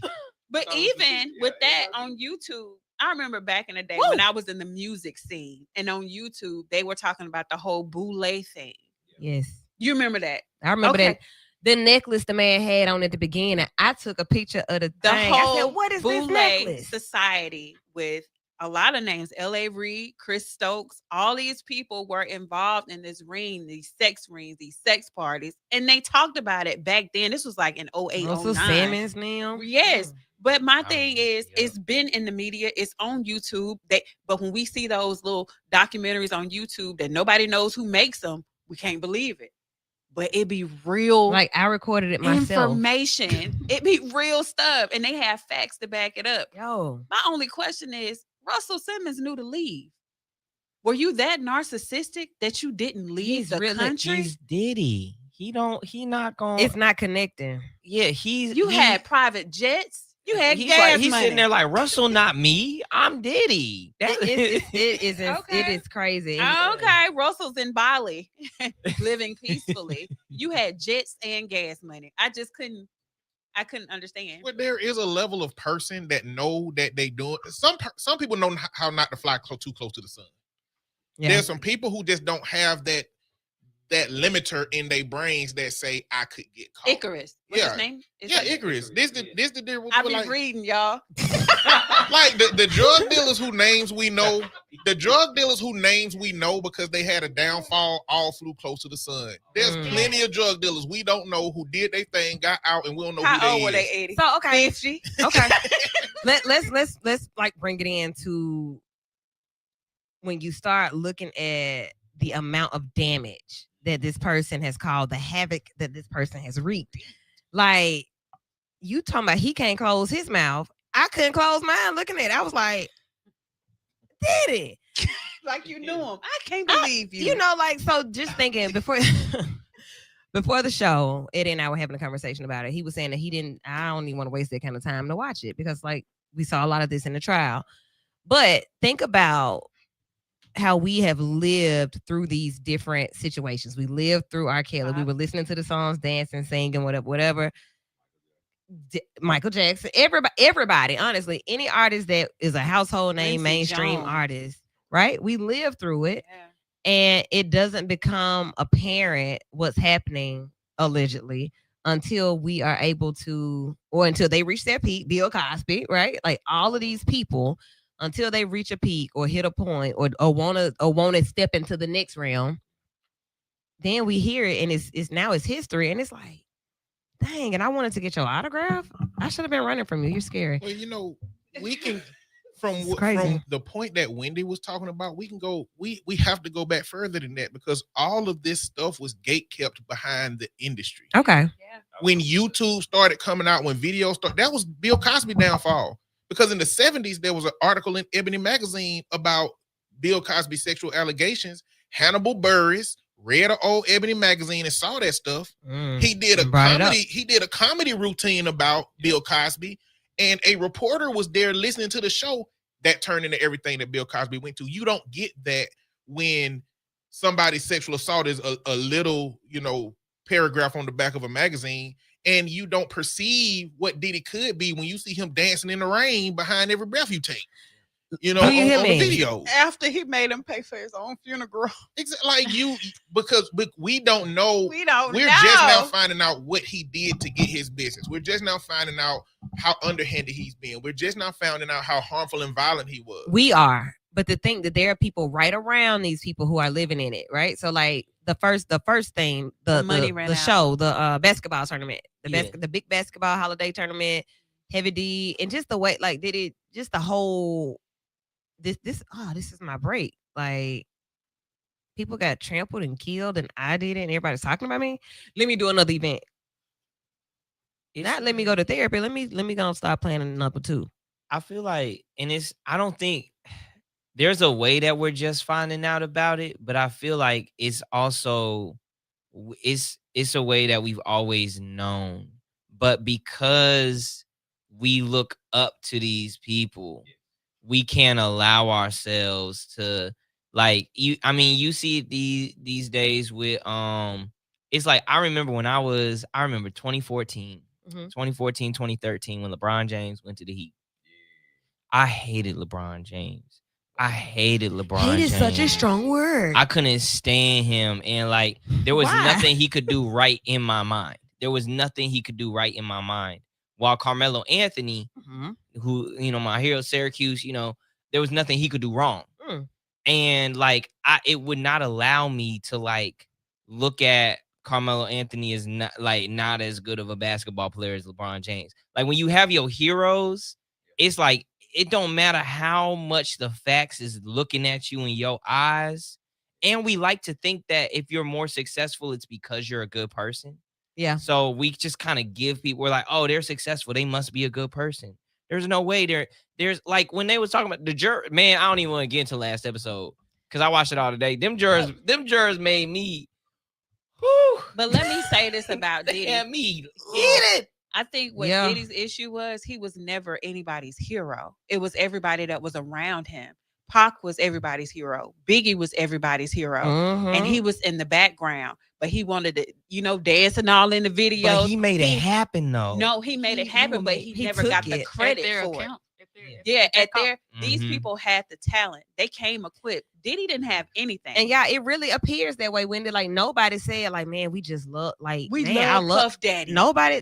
I don't even recall we saying love that. Puffy. I can't even say your name and say I love you. I would say that Diddy got all the credit for it. I Um, wouldn't say that he may have got they credit, had but the we don't like aesthetic, him. Like they had the lifestyle, but Pac didn't have videos talking about how he done got shortchanged by like Suge Knight, and we know Biggie was getting cheated. Diddy done cheated everybody to the degree that he held all of their monies hostage to sign them NDAs so that he no, it don't make sense for him to have give them all of their publishing, you know, unless you really trying to keep these secrets under wraps, and that's what he did. He's the puppet master. Look, I mean, But the puppet notice master when- is still the one that's in charge. It's just he knows how to use people and use their desire to have that a part of that lifestyle baby, for his benefit. I'm not walking from here to Bessemer to get you chicken because I want to be what I want to be. Give me what I really want to be, because I want to be Oprah. And Oprah come down here and tell me to do good.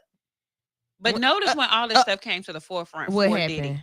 Just notice when he really became Diddy after Biggie, after Tupac. He got Yeah, after he- shows. yeah. It was never Puff Daddy when these major artists were alive. You ruined everybody else's career so you could be on the forefront. I killed Everybody Okay, that was guys, on that's enough. Yeah, That's enough. everybody Just that stop. was That's on good. That's not enough. Death Row. What was his label? Bad Boy. That's Well, enough. They sank. That's because That I was said the he didn't point. have talent. Mark Curry said, Did Yeah. you? he Wait a minute. has Y'all zero pause. talent. Did you hear him trying to rap? I don't want to talk about him no more. That's enough.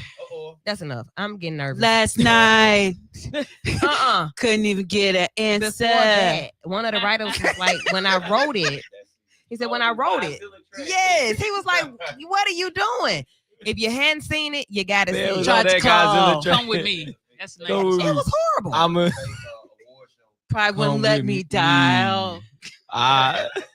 So, Eddie, just to be clear, we ain't nobody ever like no. We ain't come to see you, did it? Sitting here. Oh, man. Carrie. With Carrie, this blank Carrie, let's see. expression. Carrie said, let's talk about the drunk raccoon that broke into the liquor store and was found drunk and passed out on the bathroom floor. I guess he was trying to make it to the toilet to call Earl. Did y'all see the raccoon? I did. I saw the record. Raccoon It was a real thing. Yes. It's a real thing. He looked like he was at a Diddy Broke party. the bottles. Yeah, I mean, that's the story. He was The drunk. raccoon said, and the way I feel when a curl up like a child. Yo. Okay, so that's that. That's what I want to talk about. Raccoons. No, did it, and I'm tired of talking about him. Now he's getting too much credit here. This is vital. You trying to get me to watch this thing? I want you to watch it. Yeah, you need to watch Watch it. it. It's Black History. It's culture. It's for the culture. It's a different light. It's gonna be a different light than the trial. Yes. Like, Yeah. seriously. Yeah. It's so different. Like I hate watching anything that everybody watching. Me too. I was like, I'm not finna do it. And then one Right. episode, I said, oh, this is not what I was expecting at all. Like That's how I Bridgerton. felt. I ain't watched that. I'm not watching. Definitely not Bridgerton. watching I'm that. not doing it. What I'm I not did doing it. watch though, The Hunting Wives. Okay, so Oh, I that feel was a like good I feel one. like I'm gonna watch this and it's gonna be exactly what I thought it was gonna be. maybe so, but you still With need a to watch little it. bit, unlike Tiger King, which I have no idea what I was about to watch. Yeah, I did. I ain't watched that. That was exclusively a pandemic watch. The Okay, amount of so stuff you I can watch- watched during the pandemic that was ridiculous. This is gonna be exactly what I think it is. Coming into 2026, we will have must watches. Yeah, because that's too much at the same time. Y'all gonna have to shut up. We're gonna have must watches. If you don't watch it, you're gonna have to pay. done. You gotta pay $10. And this is gonna happen every Sunday. All right. Make it 50. Oh, 50. I will pay $10. I will watch over 50. That's gonna make me engage with these things that are happening. in the That'll culture. make me watch. I'll Okay. watch. I'll watch And something then they if I still gotta pay going. Just 50. get out. If it's 10, I'll just pay 10. Okay, $50. $50, 2026. Sorry, guys. If it's a must watch. All right. I'm glad I'm a guest because I ain't finna watch I'm none. gonna be calling you. I'm like, Jamal, you don't watch it. My phone goes straight to. We got like some of these things are for the culture, so you got to get in the conversation. All right. What else? Oh, he said, "Don't fold, Eddie." What else has happened over the week? What has made the news that you guys have thought about or need to talk about? Or what questions might you have? Like, what has been on you? As Kendrick said that. Don't fold, Eddie. Well, this is more Trump stuff. Okay. He pardoned a Democrat, Oh, Henry Cuellar. I thought he pardoned a Republican that turned Democrat. No, he pardoned the Democrat that is in a shaky district in Texas. Okay. And in Texas, they trying to gerrymander their way and add new seats and do all the stuff to do to get. And I guess what his thought was I'm gonna pardon this dude, and he gonna run again, but he gonna run as a Republican. But he came right on and said, "I'm running as a Democrat." And all of this just goes to show that Trump giving pardons or whatever he do for you is with the expectation of whatever sentimental. Oh, for sure. Talking about. I was trying to find that too, Eddie, because I pulled that one earlier. Okay. So yeah, I'm letting you out. Oh, here it is. No more Mr. Nice Guy. Yeah. President Donald Trump criticized Representative Henry Cuellar for a lack of loyalty. He really is big on that. Don't play with me. I did this for you. And now I gotta find some charges to get my FBI people to put on you. But anyway, it's not I did it for you. If you need something for it, I did it for me. yeah. You True. are benefiting partly to what I need from you. So why he pardoned NBA YoungBoy? And the same reason that he had black people wherever he be at anytime. When Steve Harvey met with him and shook that hand, when Kanye went up that elevator and came back down. Okay. He uses black people to appeal to groups that he think he can get some appeal from. So if he comes and he offers Vital a big situation, y'all want me to say no? So what I'm gathering, right? Yes. I like that face. Yeah. Yes. Y'all say don't take it? No, don't take it. Because what's gonna happen on the back end? We gotta give him something. We're gonna have to put some MAGA hats on. We're gonna have to do commercials for Trump. Can it be on a dashiki? Advocate for ICE, which is what happened with Can Spotify. I wear it on a kufi? Hey, y'all say no. Just no. All straight out no. No. If Flourish, you getting 300 mil. In a room in the East Wing. Man, what's good? Nah, I'm playing. What up, though, Trump? Like, can we perform on this new stage of yours? Nah, No? not at all. And it's funny because I feel like it happens on a micro level so many times too. Like we said, this will happen. It's not just nationally, it's locally too. Yeah. Like, not all money ain't good money. Like, all money ain't good money. Trump, I don't want your money, man. The exposure? Yeah. No? Mm-mm. All right, they told me no, you guys. We good out here. Y'all Well, found us. Look, we good. Okay. If it's something that you have and he really wants it, I mean, he can just eliminate you like he's doing everybody else. Like, what do you do? Okay. So, like, if he calls me, you better answer. It's the trip. Like, I'm Brian willing to got no die gas. behind I it. can't I call. die behind it. I stand on it, but I'm just saying. Just think about all So, these Jhead, you say what now? Get the mic. Well, take the call, you stand your ground. And that would be my thought. Like I'm coming to the meeting and I'm wearing I'm being a hat that say something else and a sweatshirt and some, I'm gonna do my thing. I don't know. I'm doing my thing. They're gonna edit all of that, have you on AI videos saying something you didn't say. And I guess the way I look at it is like, regardless of the level of it for each of us in this room or wherever we're gonna go in life, we spend our own energy creating the character and the person that y'all see and everything that's meaningful to me about my name. I don't want it to be took away from somebody that their name associated with mine just gonna diminish all of what I done. I don't want that. And I definitely don't want it to give me no credence to a group of people that I don't care about. New York's new mayor went and had a meeting with the president after he won, and he's still the mayor, and they still see things differently. Do you all think that there was something done behind the scenes that made that meeting make sense? And like now, oh, they're friends. Is that what y'all think for real? No, I went to the meeting because I'm the mayor of New York. I want to hear what you got to say, and I want you to hear what I got to say. Now what? My dad outside. My mama, and she already ready. She got the loud horn. What we doing? What we doing? Okay.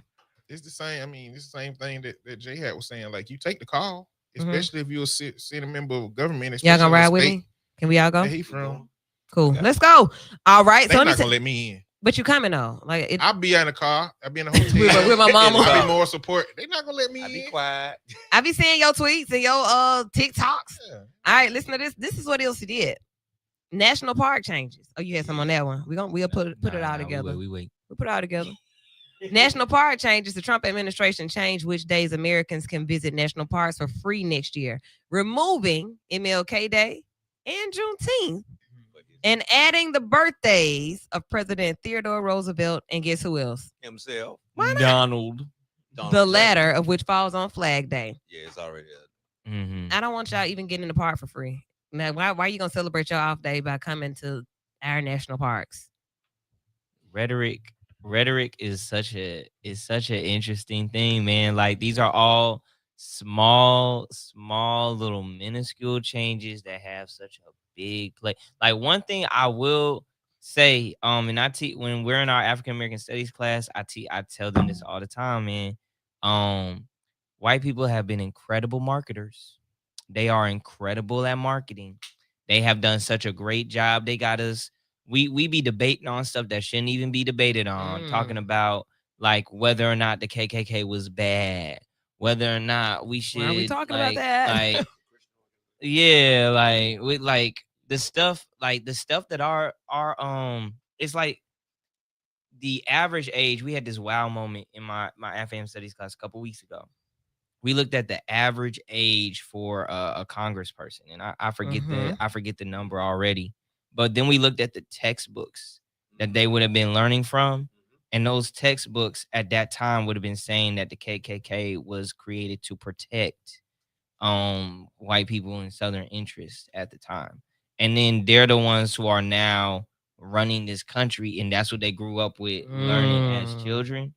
Like, so to do these little things like this, it's like, hey, we're making America great again. Yeah.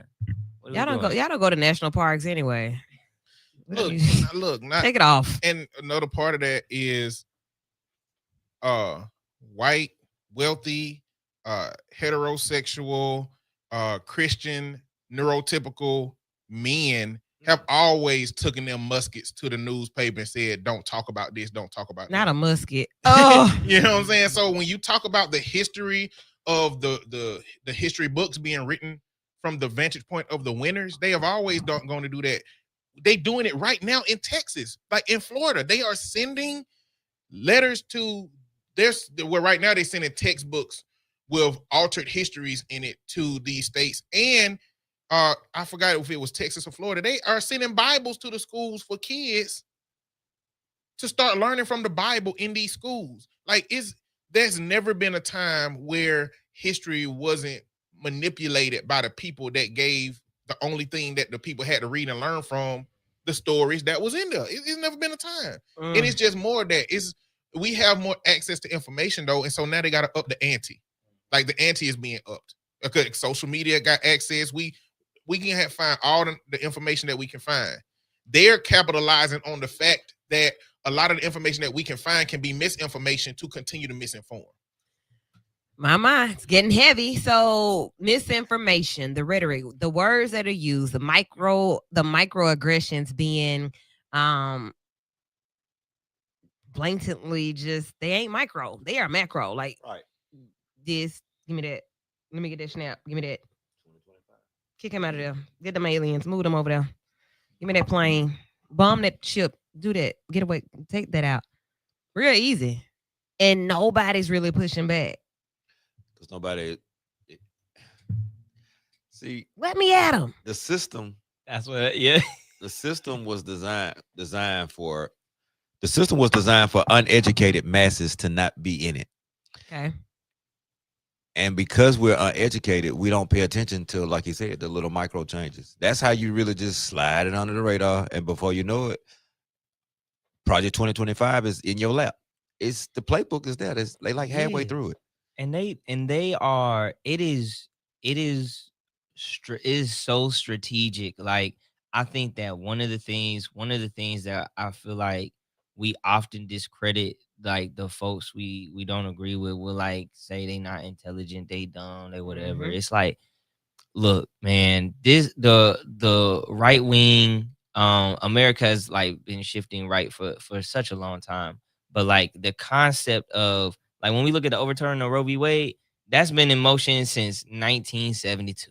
Like it's you have a pipeline now. You know, if I say some wild stuff about any sort of topic in this far right conservative way, there's a pipeline I know that I can go to that will get me onto Fox News. Like, there's a whole pipeline that is created where if I want to push forth this kind of messaging, I can, just like, if you doing comedy, there are a few spots that you hit on the road to getting to your Netflix special. It's the same thing with the Republican Party in this conservative, like, they've developed a whole system that like just permeates America.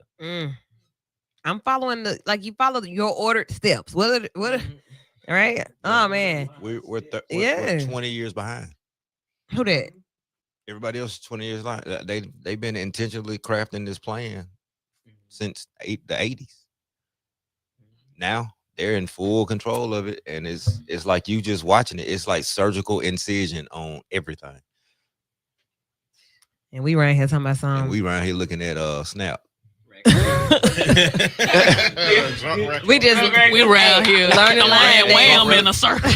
And they But sit I mean, back like, I can't catch up with you 20 years. I might as well learn a new line dance. That's kind of the thought. All right. I mean, we can dance and be informed. For sure. You know what I'm saying? And I'm gonna keep turning up. Trust But me. it's like, the long-term struggle that I have is like when it comes to the Democrats versus Republicans, I just don't believe that you can govern with the same morals that you exist as an individual with. And I think that's what's been going on with the Democrats, is that they've been operating off a daily moment-based morality to make decisions, and Republicans have pushed all morals to the side to create an agenda. An agenda need to be created that combats that, for new leaders to come in that can do something starkly different than what's going on right here. Because earlier we talked about how, government is corrupt, but we got to discern the differences between a government that is corrupt that will allow SNAP to exist and a government that is corrupt that will still take the food from all of the people. Yeah. Like, there's still nuances to discern in how corrupt. There's a difference between a government that is corrupt and a government that will run in, fire all of these agencies, take as much money from all of them as possible, not tell you what they plan to do with the money, and then continue to exist and do whatever they want to do. Like, we still got to talk about the nuances between those levels of corruption between one group versus the other group. Because like what we found out during the SNAP situation is that the Republicans, Democrats and Republicans taking everybody hostage, but the Republicans is willing to shoot the hostages. So look, and get to their that agenda point, met. we talk about the Democrats and Republicans like these are not people that represent us. These are not some people that are these are people that we voted for. We grew up and went to school with these folks. Like, these are just everyday people that we elect to put in these positions to represent us. If I call my representative and say, hey, y'all better plan a shutdown now. Y'all better plan to walk out and don't go back until so-and-so. I expect you to do that. And if you can't do it, I'll come up there and do it. Don't, like, it needs to be that type of approach. Hey, This ain't it. You just married somebody 36 years old, Corey Booker, last week. I need you to be focused on something else. It's Like you got to. it's one of the things though that's so interesting about it, and it goes back to even that conversation we were having earlier, was like, how do we communicate with the youth? Like, when we have these conversations about politics, we already exist in this space with not believing there is anything that can happen outside of Republican versus Democrat. Right. Like, there's no Ain't nobody independent. world. Yeah, like and it shifts so far. Like our Democrats are Reagan Reagan level conservatives. Like, we're tough on Democrats are running on platforms of tough on crime, like it's gonna sound the same. So it's one of those things where we have kind of bought into this idea that it's gonna be one or the other. And until we can get out of that mindset and believe like, oh, there actually could be something different, and the ship is like is crashing, like we're of the American whatever is like burning to the ground. It's like at some point we're gonna have to figure out, how do we build a different house? They're like, we don't have the resources though. So like, no matter what solution or what idea, like what you just said, how we gonna do that? They shooting missiles. They're gonna burn us down. They burn everything, so it's that fear that's already been instilled too. So yeah, it all sounds great, but then in the back of my mind, I remember like, I was like lynching people. These people real aggressive and crazy. We ain't them though. Another thing to recognize is that whether we talking about Diddy, we talking about Suge Knight, we talking about Trump, the data suggests that when you get into CEOs and politicians, the rate of antisocial personality disorder, which is psychopathy, increases by about 23%. So the allure to power for somebody who is willing to step on anybody to get to power is another mindset shift that we got to have, because government has supposed to have been about service. It hasn't supposed to been about power. Okay. But when the wealthy begin becoming the politicians, the shift to it being about power becomes so enticing that a person that is a psychopath who would utilize that power, they gonna go up there and they gonna make decisions that impact the people, because they never cared about the people anyway. They don't have the empathy that it takes to be concerned with making decisions that will benefit the less thans versus those that benefit the people that they want to see themselves. I'm gonna tell you, that is the mental health component. The wealthy created the system, but here's to me the danger of regulars getting there, because once you get there, 3 cycles, you're with them, and it's like you forgot where you came from, and now you don't come back to fight. So it's like that person that was out there doing the fighting and the language and you in the culture, but now, dude, you making 15 bones a month. I was just about to ask in my you culture anymore, how so much you're am I not fighting making? for me no more. 15,000. It's a 176. Okay, and so that's gonna make me That's kind of just a chill, house because I rent. can buy me a G-Wagon, right? And Yo, 3 cycles, you're because it's like when you have nothing to lose, right? That's why a lot of your larger movements were organized by students and poor folks. Once you take that activist, and we see this in America now, because we didn't co-opt activism. Once you oh, well, I can throw you this check, like I can make this check being an activist. Now I'm not really trying to be his act. They say that's what happened with L Sharpton. Hey, look, that just made me think about something else though. So okay, you said the student movements like SNCC, and I was Miss UNC up at Alabama State University.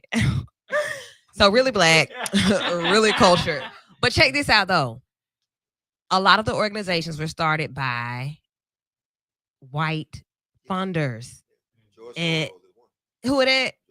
And then the NAACP, the Urban League, they were funded by other groups, and then in turn that does what? It controls the narrative. But then on the ground, those of us who are not being impacted by these finances, we still have the passion and drive to want to see something change. And then we talking to the CEO of the organization who driving a G-Wagon. And they be like, well, yeah, Miss Wu, we're going to have to figure out another way to say that. You going to say it how I say it. I'm going to called the Black Panthers. Where are they now? So then they gone because they had to Murder. Woo! So what we gonna do? What we gonna do? What we gonna do? Yeah, COINTELPRO, they did that. Let's not forget. By the Black J. government. Edgar Hoover. Black Put guy. that on. Let me put that on the record. I mean, hey, they was murdered. we won't forget. Did y'all know that Jeff Bezos' ex-wife done spent about $19 billion on like HBCUs and different DEI initiatives? I just learned that recently. Like, you didn't see them in them TikTok streets? No. My TikTok will look way different than rich people giving their money away. Eddie, we've been on that every week. We called her. We shouted her out like 2 weeks ago to tell her to give us some. He was missing. Throw us some. He was out. Hey, y'all, we got to go on the air. We got like 15 seconds. It's been a great show. It's been a great year. You'll hear from us like 2 more times. Keep on rolling. Sunday, the 21st, we will be here at the studio. Come through. Bring some stuff. The Flourish will be here. Jeff Bezos' ex-wife is gonna pull up and drop us a donation. Who else? Jesse Jackson Jr. All of them. They gonna come on, pull up, be a part of the great get because you couldn't stand him, but now you love him. LeBron is coming up. Nicki Minaj, because she went all the way to the UN, so she's coming here with us. Amen. So get your toiletries, rolling luggage, and winter wear. Come share with us as we share with the others. Anybody got any closing thoughts before we go? You got 10 seconds. Roll Tide. Get out. Anybody else? Be vital. I'll be back tomorrow, 12 noon for Lady Woo's Midday Fun Shui with the free lunch flashback kicking off. I got some good music for you. Good night. Be safe. Merry Christmas. Happy holidays. What's the other one you be saying, French? Konnichiwa. Jumbo. We out. Hallelujah.